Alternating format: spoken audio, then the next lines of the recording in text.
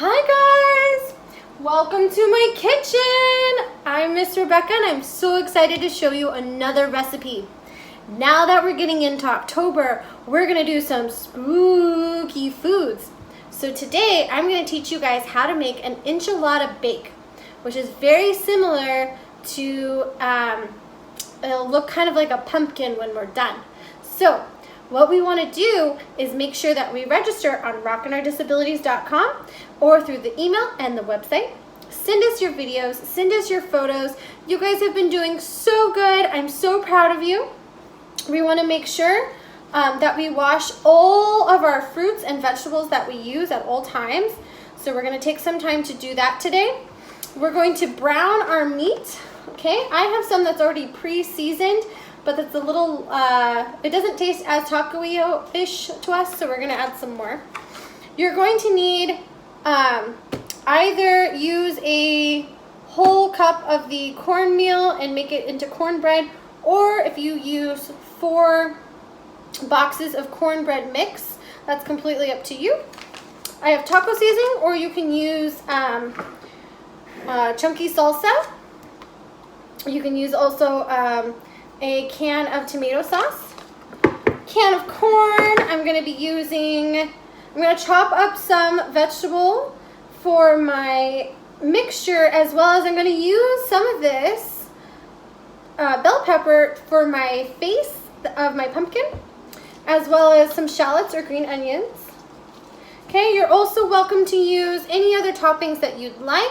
If you'd like to mix in black olives, you're welcome to do that as well. The options are endless. You're also going to need a bowl for mixing your cornmeal in, as well as a baking pan. If you have a pumpkin one, you're more than welcome to use it. I don't. I have just a regular pie tin that will do just the same thing, and we're going to turn it into a pumpkin. You guys ready? Now we need to wash our hands and all of our fruits and vegetables that we use. You want to wash them really thoroughly before you cut them. Okay.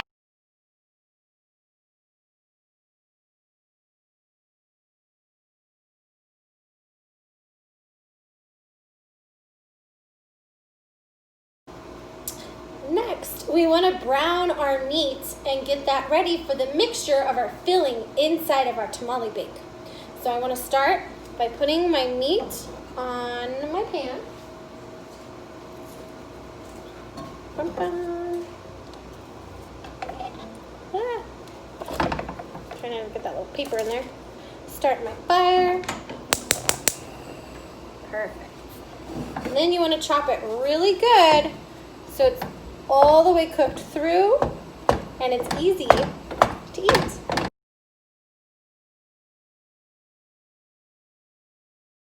Now my meat is brown.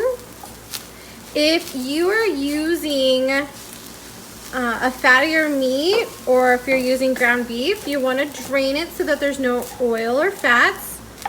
And then read your individual seasoning packet to what it says on the back to how to prepare your meat. If you're using salsa, you want to put your salsa in and let the juices kind of drain out, just like you would if you were making taco meat. So I'm going to mix this all together. I'm going to let it simmer once it starts to boil. And then we'll add in our other ingredients. So I got my mixture all ready for my batter. Now you want to make sure that you follow your recipe. And now we're going to add in our salt, our pepper, and our chili powder. So you want to mix it all in. Add my salt in just a second. But we're going to mix it all nice and in so it's evenly coated throughout, and that will give it kind of more of a pumpkin hue. It will turn a little bit of orange with the pepper that we mixed in there. Good. Now that my meat is all seasoned and I cooked through most of the water that I poured in there, now I want to add in my other ingredients. So if you have olives, you want to put in your olives. If you're using tomato sauce at all, now's a good time to do that.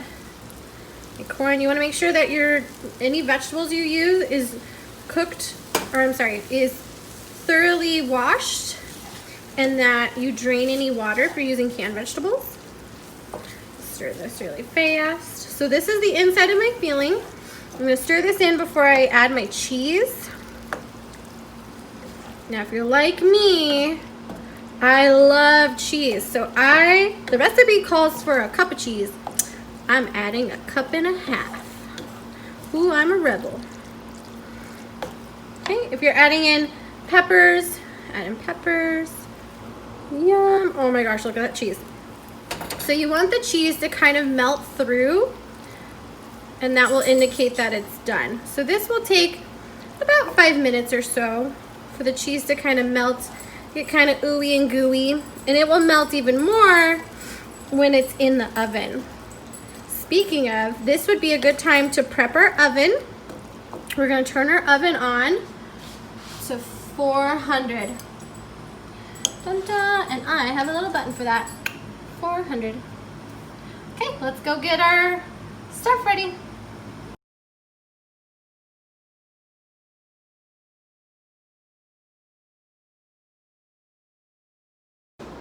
Now that I have my filling ready and my crust ready, I'm going to pour a little bit in my pan. Now, if you have a pumpkin-shaped pan, by all means, go ahead, use it. That'll be super cute and fun. But if you're like me and just have a round pan, you can use a cookie pan, or I'm sorry, not a cookie pan, a cake pan, either glass or this non-stick. Now I put a little bit of cooking oil spray in here just because I didn't want it to stick later, but it also depends on how your pans are. So you want to make sure that you ask. I'm going to scoop in some of my batter mixture so where it covers the bottom and part of the sides. Ooh, I'm going to hold it over so I don't make a mess. Scoop it all in. Now you want it to be a good layer, so we want to make sure that we get it nice and covered. We want it to fill the sides like we're making a pie.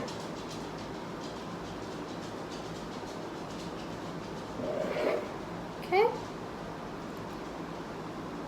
There we go. I'm going to shake it to kind of even it out. Now a trick my mom always taught me.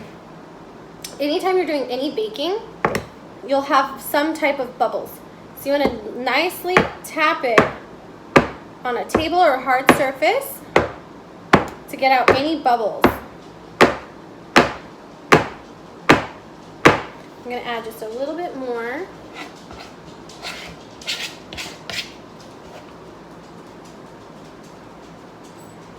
Oh guys, this looks so good. Oh, I can't wait. Shake it.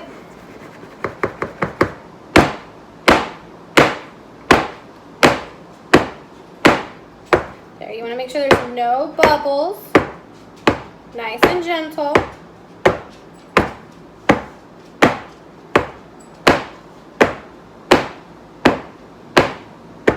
Good.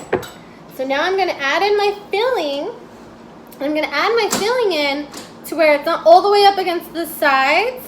You want to add your filling kind of in the middle, and where you leave about an inch or half inch or so from the side so that it has room to bake, because when it bakes it will expand, it'll get bigger, and so you want to make sure it doesn't go overboard. It goes everywhere, because then that makes a mess, and then we got to clean up a mess. We don't want to do that.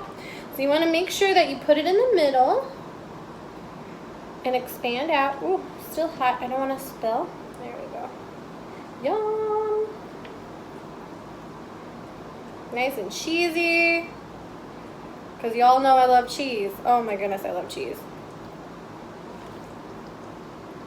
There we go.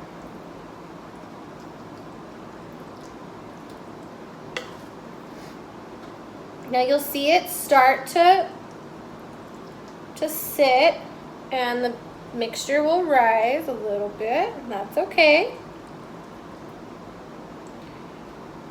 There we go. Get kind of on the edge almost. Perfect. Yay.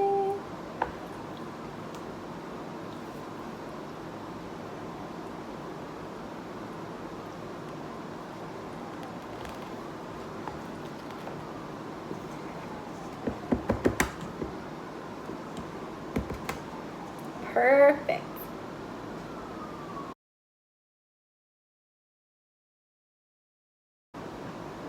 Now I'm going to add a thin layer to the top. Now this will expand out a little bit, and that's okay, because when we flip it over, it'll be perfect.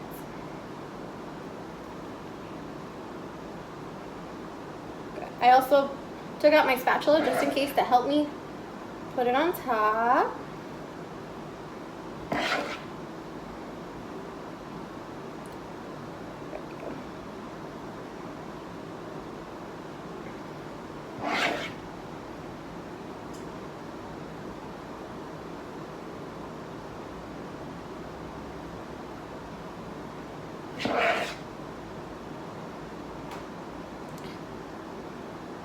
I'm going to try to even it out a little bit. This is the hard part for me.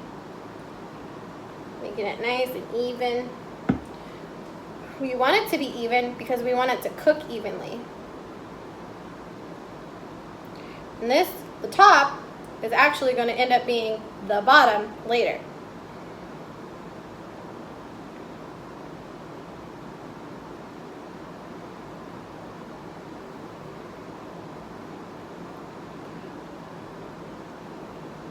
Ta-da! There we go.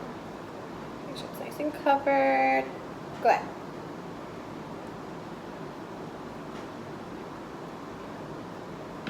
All right. Now we're going to stick it in the oven for about 25 to 30 minutes, depending on how your oven is.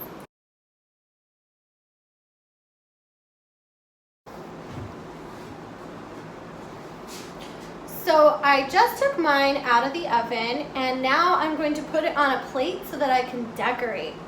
So you want to take your plate, turn it upside down, grab onto your dish, and flip it back over. So I'm going to put it on top of my dish. It's still hot, so I'm going to use oven mitts. I let it cool for about 5 minutes.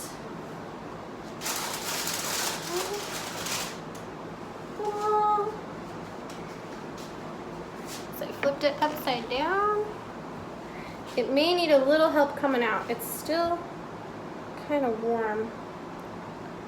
I may need to use a knife. Where's my knife?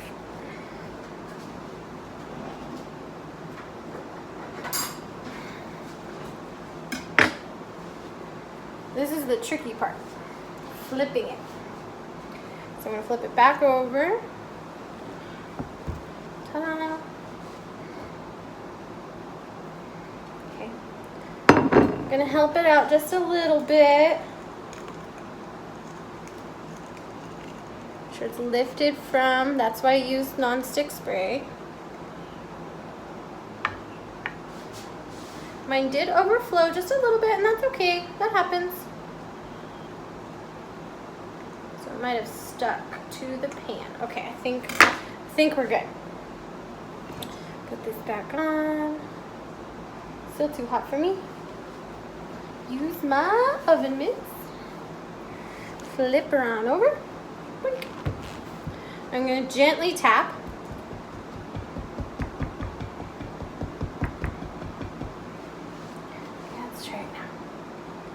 Should just lift right out.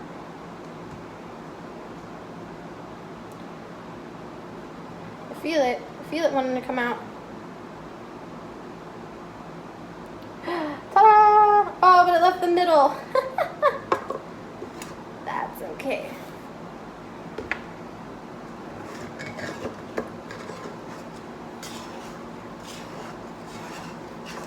Sometimes that happens.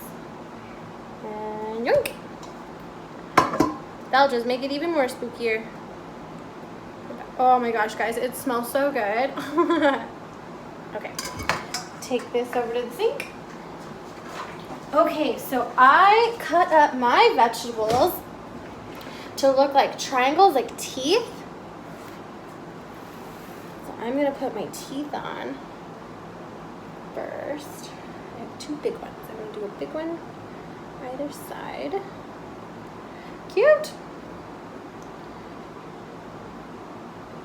And put these ones in the middle. I like spooky things for Halloween, so I wanted mine to look kind of spooky. There we go. Oh my cuteness! And then I cut out diamond ones, little diamond ones, for the back part of the eye. And you can use olives if you want, or I'm using pepperonis because we have some dietary restrictions at the house. Use pepperonis as like the pupil of my eye.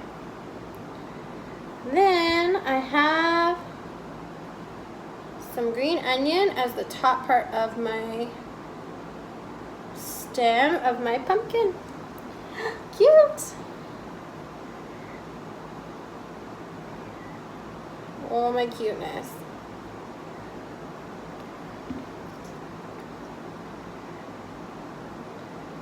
Ta-da! Oh, I'll take a picture for you guys. You guys can see this too. Super cute. Guys, send me your photos. I want to see how cute this looks. Ta-da! You can decorate your creation however you want to. I can't wait to see it. I'm going to let this cool just a little bit more because it's still really hot before we dig in and have dinner time. But send us your videos of you guys cooking. Send us your photos. We want to see it all. We're so excited that you guys have been doing so well. Ta-da! Cute. And I'll see you guys soon. Enjoy!